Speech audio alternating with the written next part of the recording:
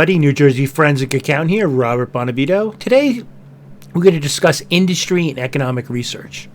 And this is a great topic because this doesn't only apply to business valuations and damage reports.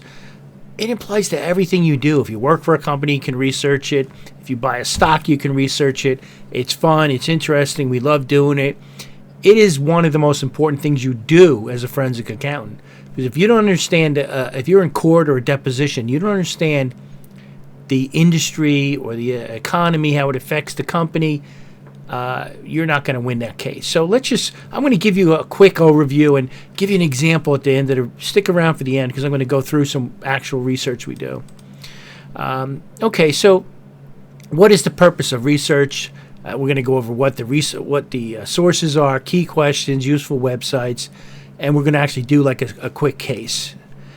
The purpose of research, okay, you need to understand the industry. You need to understand the framework for profits, and you also need to how the profits are calculated. Right? That's the whole purpose of all the research we do. Sources, we have formal and informal. I love informal because typically what I'll do is sit down with one of the executives or someone who knows something about the industry and the company and have a discussion with them. They'll tell you all kinds of stuff, okay?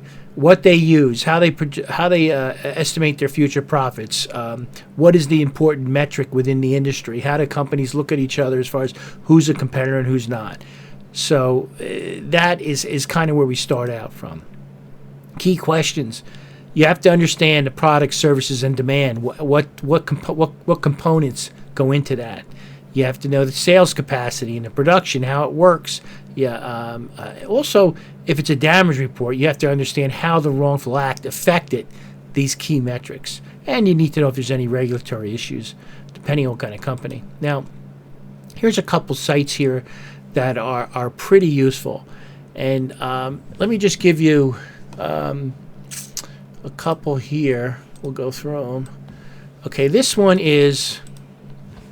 Okay, if we're doing research, and let's say that I want to understand this industry a little bit. Okay, first thing we would probably do is start here. Okay, this is Ibsen, and let's say we're looking at the dentist, a group of dentists, and we're trying to figure out damages for some reason. We would usually start with a report like this. It's a broad view of the industry, the dental industry. And what I like to do first is go to the contents. You can see everything's in here. Okay, industry definition, external drivers, revenue volatility, key players, everything we want, at least a good starting point here. So now if you go to Outlooks, I always like to start with Outlooks, page 13. No, wait, industry at a glance, page 7.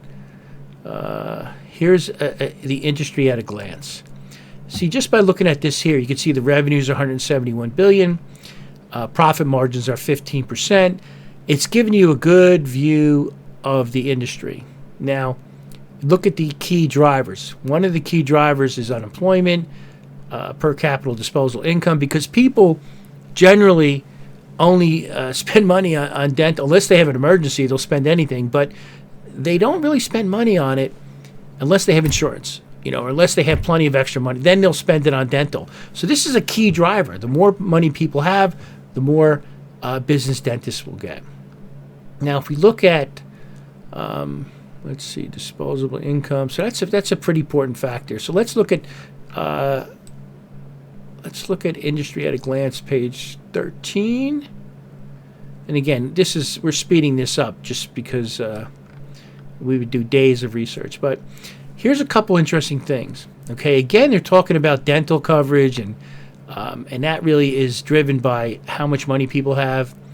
But this is really interesting down here. Retiring dentists will exceed graduating dentists. So what that means is, if you have disposable income and you have less dentists, we'd expect the revenue to go up, right? And that's what's happening in the dental industry. So we have some good things here. And the next source of research we'd start digging down to some of those websites now to understand about this disposable income more now and in employment. So if we look at this, the commerce, there's all these websites are great. I'm not going to go through them in detail, but this commerce.gov website, They talk about unemployment. They're saying it's the lowest in 54 years. Well, I think that's pretty good for dentists, right? Because that's one of the key factors in how well they do. Let's take a look at personal income outlays. Okay. Let's see. Not that great. It's going down a little bit in 2024. So that's not a good factor. What do they say about the economy? Let's look at the state information again, and this is the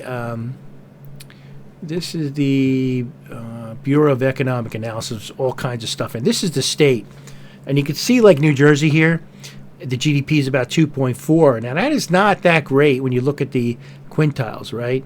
It's right down here, the bottom. Some of the other states like Georgia, Florida, they're over 3. Idaho, but California, they're a little bit better. But so we're not doing that great, but not bad, right? At least there's growth. So we kind of, through these websites, looking at the Commerce Department, we're looking at the Bureau of Economic Analysis, we're getting some ideas of what's going on. Now, one thing I always like to do is look at the St. Louis Fed, because they publish something called H15, and this is all the rates. It lists all the the Treasury rates, the 2-year, the 10-year, and you could look at rates and figure out what's going on. You kind of read the future, and if you look here, I always like to look at the 2-year to the 10. Now, the 10 here is like in October of 24 was 1.88, and the 2 was 4.2. Now, this is inverted, okay, because usually rates that are farther out are more risky. So this is telling you that, hey, there's going to be some issues down the road. There's a recession or something coming. It's been inverted for a while. But the other thing that's interesting is if you look at these bonds here, the 10-year bond, you can see the rate is kind of creeping up, right, by day. And what that means is people are selling bonds. So if they have a bond paying 4%, they're selling it. Now, why are they selling a bond for 4%? Because they think there's something better out there. Maybe it's a stock market. But this is a big problem here, because it also could mean that people thinking rates are going to go up higher, more inflation. So by looking at these sources here, we kind of got a good idea of what's going on in the dental industry. But let's take a look at what artificial intelligence says. Okay? Let's go in here. This is ChatGPT I'm using. And let's ask ChatGPT. Okay, let's see if they can give us some good, let's say we want you to find us some dental information on the dental industry. Okay, so let's just type that in here.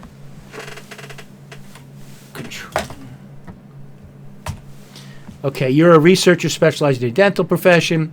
What are some sources of industry data? We're going to see if ChatGPT can help us out here with this. Let's see.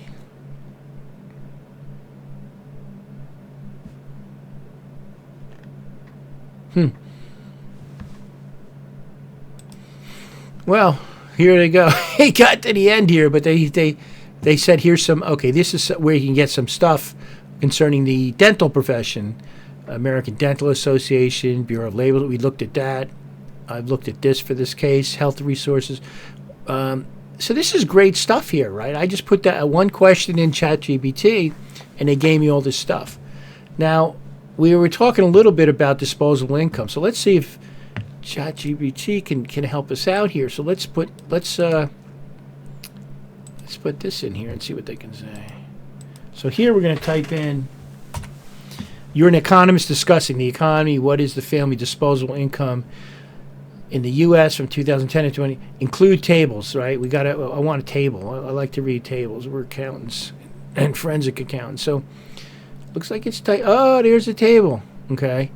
So here it is. It's talking here about dental care, which is great, right? Because that's what we're looking at. And it says total dental expenditures, and it goes from 2010 to 2024. This is great, right? It went from 105 billion to 174 billion. So we know they're going up, and this is real useful. Percentage of total spending on the dental. It's like 4.5%. It looks stabilized here. So this is some good stuff you can use in the report, right? So I think we did this quick, but you saw we started with the industry, then we went to specific sites, and then we went to AI. Sometimes we'll start with AI. This AI has only been around for 3 or 4 years as far as the quality that it's getting to now. But listen, guys, this is a good start to the industry and on how to do research in the industry and how to do economic and how to tie it into your valuations or your damage reports and some of the stuff we do. You guys have any questions? Just leave a comment below. Me or one of my associates will get back to you. And please smash that like button if you enjoyed this video. Thank you.